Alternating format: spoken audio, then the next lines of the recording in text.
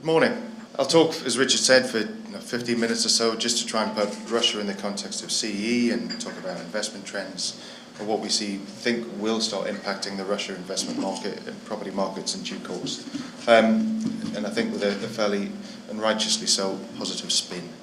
So obviously that's Russia over to the right, everything in pale blue is Eastern Europe. Some of you have seen this slide before, but just to give a bit of context in terms of Eastern Europe and Russia in Eastern Europe, we've got about 50% of the population, we've only got about 35% of stock on offices, close to 20% of GDP, but we're only doing about 10% of investment deals.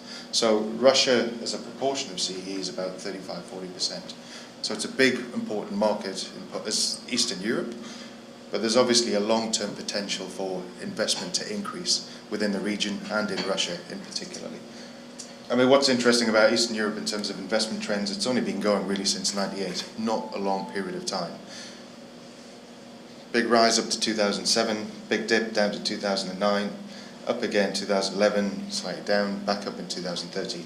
I mean, if you smooth 2011, 2012 out, you'll get a steady incline in investment flows, but what we're also seeing quite significantly is the growing importance of Russia as part of the Eastern European investment market. So volumes up about 22% on last year. I think across Europe they're up about 17%. So we're gradually starting to catch up in terms of proportionately relative to Europe. So if we look at the split of volumes pre-crisis, Russia was only around about the same as Czech and Hungary, and it was behind Poland. Now, post-crisis, after last year, it's about 40% of the market. And that's probably its long-term position. If it's about 40% of the population, and it is building a lot of commercial real estate, it's probably going to do about 40% of volumes in the region. I think what's also interesting with Russia at present, a lot of the deals are in Moscow, naturally. We're at about 90%, some in St. Pete's and some in some other regional cities. That is starting to grow, but Moscow dominates the market. And I think the other key trend is, and something that's pretty interesting, is lot sizes. So these grey parts of the bars on the right show deals that are over 200 million and over 500 million. So they're increasing in importance in terms of the deal proportion in Russia. So they're starting to see bigger deals transact across the market, which is obviously driving volumes, but it's also attracting institutional investors, bigger investors. I mean, if you compare the average deal size in Russia to CEE, CEE is about 35–40 million lot size. Russia's average last year was about $190 million. So there's a big difference in those two markets now. If you took Poland out of CEE, it'd be way, way smaller. This table just gives you an indication of the top 20 investors in terms of volumes invested since 2006 in the Central and Eastern European region, including Russia. But I think what's got interesting here is the importance of Russian investors in terms of this total, but also some of the big names that are actually involved in the market. Now, up until now, in Russia, investors have been about 50% domestic, 50% international, but it's becoming increasingly international. There's also an increasing number of institutions going into the market, so it's professionalizing, and it is changing. I mean, in terms of the number of deals that are being done, most investors have only done one deal, 63%, so they start adding deals to this. It's really going to start driving deal volumes across the market in due course. Now, with more institutional investors getting involved, and we go back to what's changing within sort of investment allocations generally, with the blue line represents prime yields, which continue to compress, and I think after Q4 have come down a little bit again. Government bond yields are certainly moving up based on the German 10-year government bond. So the spread, the grey part, is starting to decline, but real estate as an investment class is still very interesting relative to its history. And if we are seeing, and there is evidence certainly published, that investors are shifting their allocations out of equities and out of bonds and into real estate, there's a significant weight of capital that's coming into the industry. So we've looked at European pension funds and insurance companies over the last few months. They only invest directly around about 3% of their allocations into real estate, which is around about 180 billion, which is basically last year's total deal volume for Europe. They grow it over the last few years by around 2–2.5%, which isn't a massive amount of new investment, 3.5–4 billion a year. But if there's a 1% shift in their allocations from bonds or from equities, that's 57 billion. So if they're about 3% above their average on a 7-year cycle in both equities and bonds, 6% is a lot of money. 3% is last year's volume. So we're just trying to get an indication of just how much money is potentially coming into the market. And this is just European institutions. It's not sovereign wealth funds, it's not the Canadian pension funds or the US pension funds, it's not the other big private investors from the US. So there's a lot of money that's looking at the market, and it's a question of, where is it going to go in Europe and beyond. I think one thing that's pretty interesting about Russia is where yields are at. I mean, this is interest rate driven and finance rate driven, but it's prime yields at around about 8.5–9% for office and retail, 11% for industrial. They're pretty attractive yields relative to the rest of Europe, mainland Europe. Yes, there's a risk of investing in Russia. I think a lot of that is perception as much as reality. I think conveyancing is done according to English law, so there's a lot more clarity there than I think many institutions may actually realise. And I do think a lot of the risks are perception rather than reality. So we should start seeing more money moving into the market. If we look at yields relative to, say, Warsaw or Madrid, other kind of big tier 2 markets across Europe, there's a 300 basis point spread. It's big. Relative to Germany, it's even bigger. So there seems to be a strong argument for getting involved in that market. These lines give an indication of where values have gone since 2006 for prime office, retail, industrial in Moscow and St. Petersburg. So Moscow has seen a steady growth above index from 2006. Obviously there was a dip in the crisis periods, but values have started to come back. Industrial or modern logistics is actually pretty flat, which for me is quite interesting, because when we get onto later slides, you'll see the scope of the potential for the logistics industry in Moscow and beyond. St. Pete's also moving up, but retail values and industrial values a little bit flatter. So they haven't gone skyrocketing beyond, and it looks like there's some growth there, particularly if there's room for yield compression to help drive value growth. Then, if we then look at driving occupational demand, or what's going to drive occupational demand, and how rents are going to change, and whether there's going to be any rental growth to help drive this capital value growth. First of all, let's look at the economy. This is the final results of last year's GDP growth. So this represents the prediction at the beginning of the year relative to the reality. So I think one of the challenges for Russia over the last year has been its growth rate has not been at the level that it has been. And I think longer term, that's something that it's probably going to have to adjust to. I think next year's forecast is around about 2% annual GDP growth. And again, that's probably 2–3% is probably going to be the growth rate for Moscow. It's possibly losing its kind of global export position in terms of oil. Oil prices are down. They're set to be pretty flat long term because there's more new oil supply coming out from the US, as much as through exploration in Russia. But equally, if we look at take-up in offices, it's not so much driven by the energy industry anymore, or by banking and finance. Last year has been driven much more by IT telecoms. I think Yandex did a deal last year, 50,000 square meters, and they're Russia's largest internet telecoms operator. So there's starting to be a change, a sort of evolution in terms of what's driving occupational growth too. I think, one other interesting fact in terms of Russia is it produces more graduates than any other country in Europe, by a long way, and quite technically well-educated graduates. So there's that skilled talent pool that's there latently to help kind of drive this new sectoral growth in IT, telecoms, and other industries. But what we do every quarter is we look at all of our markets across the territory, and we try to picture what we think their position is, which is roughly by colour. So green represents it's definitely a strong go market. Pale green is, just about going. Yellow is neutral. Orange is, some of these two should probably be red, certainly the Ukraine with what's going on at the minute. But we do this based on looking at the political regime, what's happening with that, with economics, how much finance is available, debt available in the market, and how well it's being priced, and just generally conditions for office, retail and investment. So putting Russia in the context of Eastern Europe, Russia and Poland are still definitely the big two strong markets that are going to continue to attract investment. much more so than the rest of the region. Whether they can compete with Germany or the UK or other mainland European markets or Spain is probably something for discussion later. So if you look briefly at the sort of evolution of the St. Pete's and Moscow office markets, they're the only two office markets in the country. There are 10 other million plus cities, but they don't have any real office markets per se. A pretty rapid involvement in space, and it's starting to flatten off.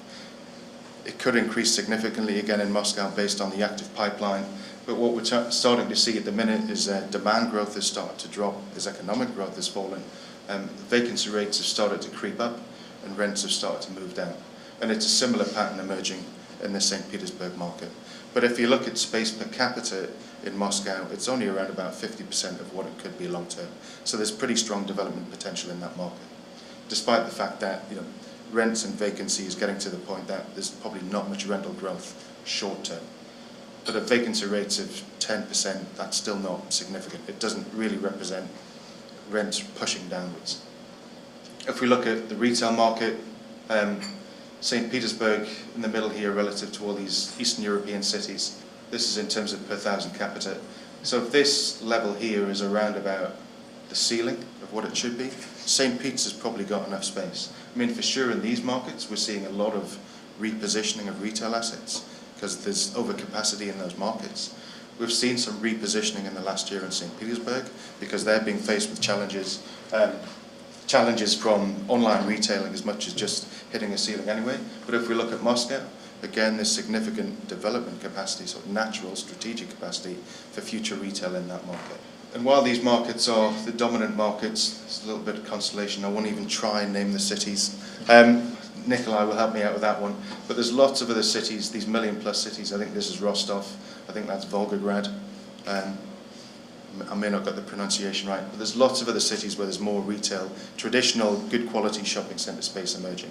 And there's actually institutional deals or large-scale investment going into these shopping centres. So I think there was a 250 million deal in a Aura shopping centre last year in Novosibirsk, which is way over here, I believe. So these markets are developing and driving investment volumes. But what's also developing very rapidly and coming off a pretty low base is online retailing. So if this is the proportion of online retailing in, say, the US, UK, I mean, you see different ranges of figures. I've seen everything from 8% to 12%. But if Russia's only at 2%, that's a pretty strong growth rate for online retailing, and it's bound to have an impact on the market. This is the compound annual growth rate forecast by Morgan Stanley Euromonitor in terms of how much online retailing is going to grow. So that online retailing itself is obviously going to drive a lot of modern logistics space, but it will also in part compete with some retail space. But given the fact that Moscow market in particular, these other cities haven't even reached capacity yet, I don't see any significant issues from that. And I think what Russia could probably do is kind of skip some of the steps that other markets have gone through in terms of the evolution of retail. It's certainly going to drive logistics though. I mean, what's quite interesting if we just look at headline figures, Russia compared to the UK and Poland. I mean, the Polish logistics market has evolved very rapidly in the last 4 or 5 years. But Russia's 1/3 of the size of the UK market. It's about 50% of the size of the Polish market. So there's significant growth capacity in modern logistics. And if you remember back that values are flat, that to me is a good opportunity. Values are flat, yields are at 11%. I think logistics has got a strong upside in terms of investment potential. And I think there was a $900 million logistics portfolio deal last year. So there's obviously major investors who believe in the same thing. I mean, this just gives an indication of the fact that other cities are developing their logistics infrastructure and modern logistics. So it is actually happening outside of Moscow and St. Petersburg, in Krasnodar, Rostov, which is down towards Sochi, and then further east to Yekaterinburg.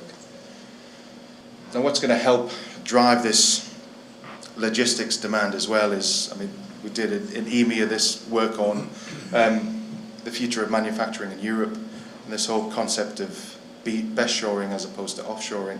So if more manufacturing and different types of manufacturing are moving back into Europe, then Russia and Central and Eastern Europe is being positioned as having one of the strongest growth potentials to absorb some of this future demand for manufacturing and logistics. There's lots of new infrastructure that's being built. I'll come on to that in a sec.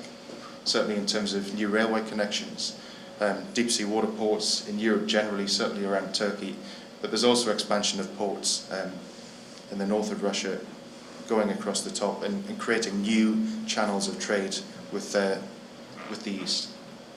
So according to the survey that we did last year, and what's interesting, if we look at the growth rates of Eastern Europe, Russia and Turkey relative to everywhere else globally, the companies, manufacturers that we surveyed saw this market is the strongest growth market globally.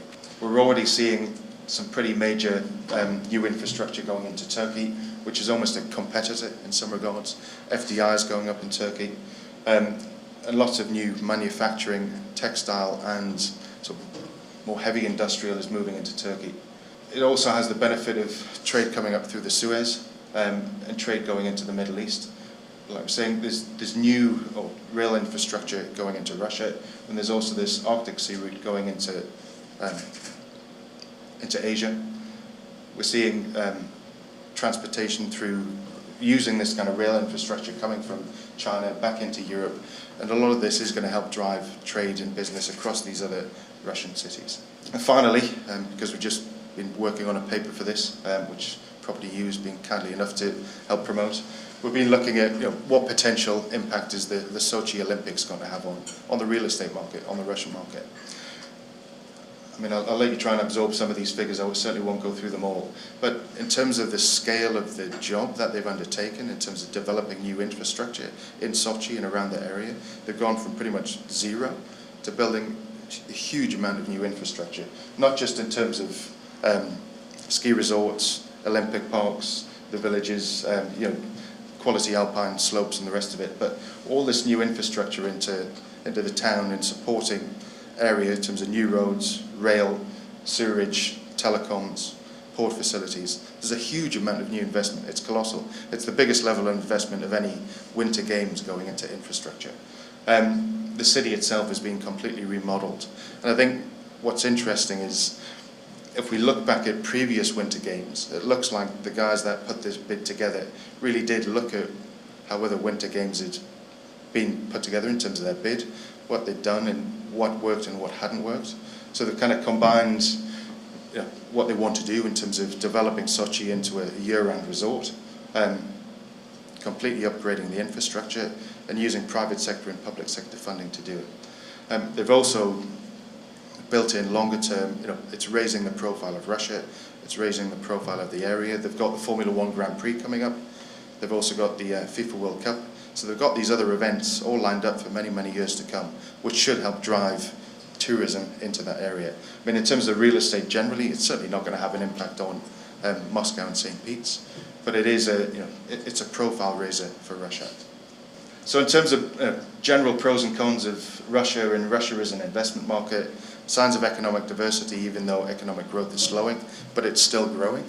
There's large-scale product availability, which is certainly attractive to large-scale institutional investors. Bank finance conditions are very strong. You can get significant levels of capital on single-asset deals. Institutional funds and big funds are increasingly active.